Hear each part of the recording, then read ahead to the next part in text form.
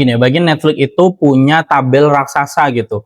Yang isinya misalnya barisnya ini baris, itu isinya usernya. Kayak misalnya ada user namanya Tono, Budi, Andi, misalnya gitu. Nah, terus yang bagian kolomnya, jadi itu yang filmnya. Kayak misalnya film A, film B, film C, dan seterusnya gitu kan. Nah, isi dari tabelnya itu sendiri, itu adalah data-data kayak misalnya ratingnya, misalnya bintang 1-5 gitu kan. Terus apakah film ini ditonton atau nggak ditonton gitu. Nah, tapi di sini tuh masih ada masalah, yaitu tabel ini pasti bolong-bolong. Karena apa? Karena kan nggak semua orang nonton semua film gitu loh. Ada yang nonton film apa, ada yang nonton film apa gitu kan. Jadi pertanyaannya tinggal gimana caranya menebak data di kotak kosongnya itu. Nah gitu. Tentunya jawabannya itu adalah ya tadi, symmetric factorization.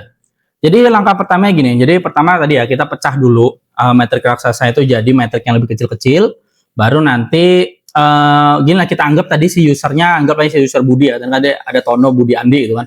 Kalau kita si Budi nih, kita ambil contoh nih. Nah, bayangin tabelnya itu kita pecah jadi dua dulu, jadi metrik user dulu, metrik user faktor gitu. Nah, metrik user faktor ini berarti kan seberapa besar preferensi si Budi itu kan terhadap faktor misalnya drama, action, ataupun komedi.